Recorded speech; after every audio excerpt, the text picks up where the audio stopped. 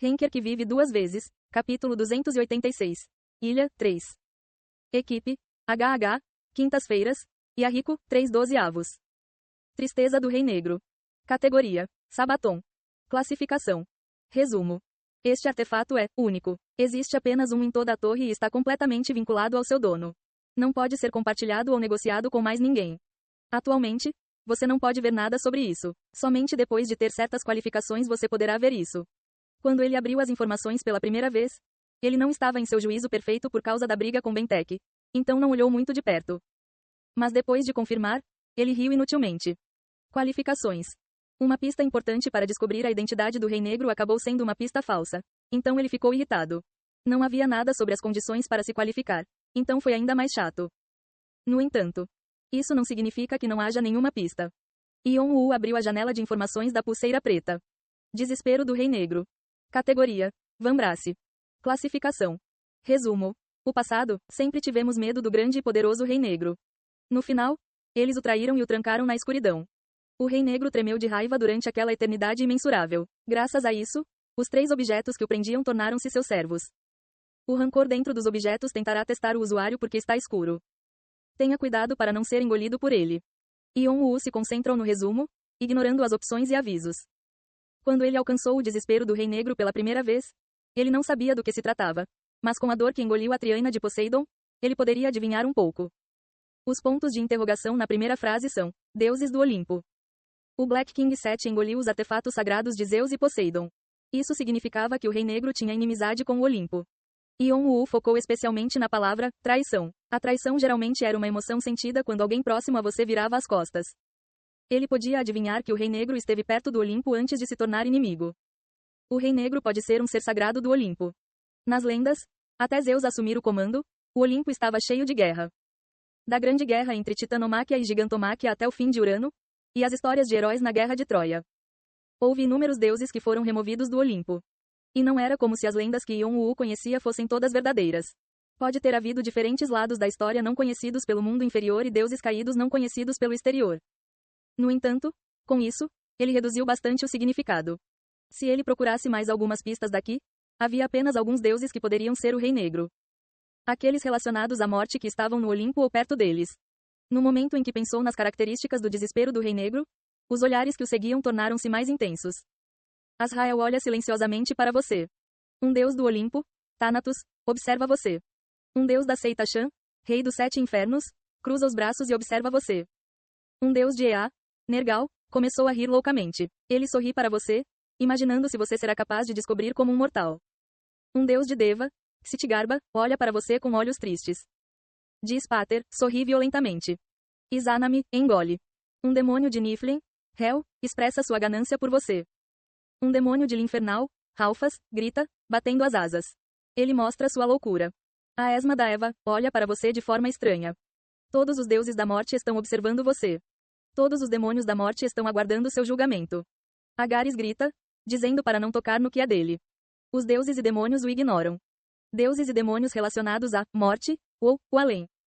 Depois que ele adquiriu a dor do Rei Negro, os olhares sobre ele tornaram-se mais fixos e agora eram totalmente diretos. Ficou claro que eles estavam atrás dos itens do Rei Negro. Nunca ouvi falar de um artefato que lide com morte e almas até esta pulseira. Na verdade, essa foi a pergunta que Yeon-woo teve todo esse tempo. Não era como se não houvesse necromantes ou feiticeiros na torre. Até Bu era um feiticeiro que lidava com cadáveres e almas. No entanto, havia limites na forma como os jogadores lidavam com as almas. Ele nunca tinha ouvido falar de alguém capaz de controlar livremente 1000 almas. Também não houve menção a jogadores assim no diário. Nem havia nada sobre o fortalecimento das almas para torná-las servas. Mesmo o jogador mais próximo da morte, o Lorde Vampírico Bathory, não era tão poderoso. No entanto, o desespero do Rei Negro tornou isso possível e o poder combativo de Yeon-woo aumentou. Se ele trabalhasse com seus familiares espirituais, ele poderia derrotar os 9 filhos do dragão.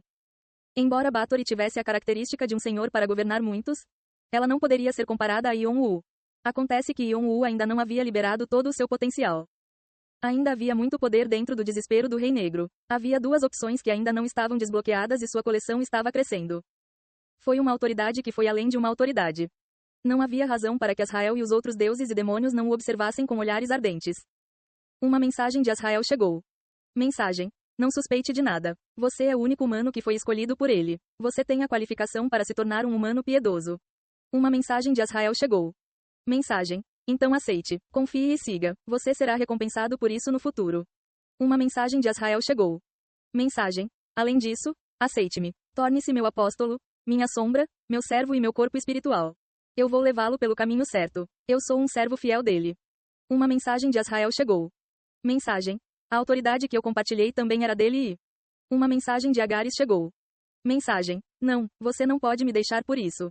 Ion-U moveu a mensagem de Agares para o lado e leu a mensagem de Azrael. Seus olhos afundaram. Azrael está se autodenominando servo?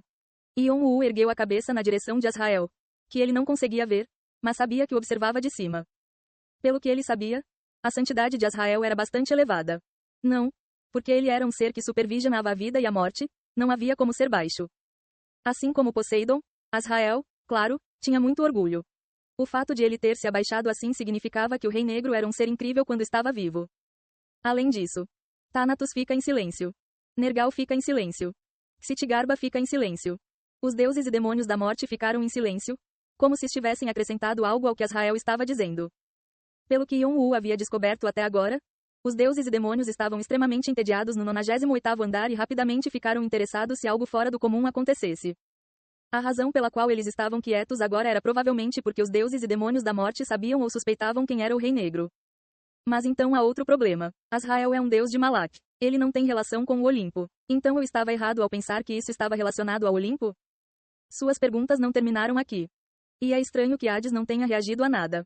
Os pilares do Olimpo moderno foram Zeus, Poseidon e Hades. Eles governavam o céu, os mares e a terra, e Hades também era um governante do subsolo. Ele era um deus que deveria ter reagido mais a esta situação, mas não havia nenhuma mensagem dele. Então o Rei Negro é Hades? Se Hades foi traído por Zeus e Poseidon e está trancado em algum lugar. Isso também fazia sentido, mas era difícil dizer que Hades tinha um nível mais alto do que os outros deuses e demônios da morte. Então é Cronos, que foi esfaqueado nas costas por Zeus, ou Urano, mais atrás no tempo. Os olhos de Ion-U escurecerão.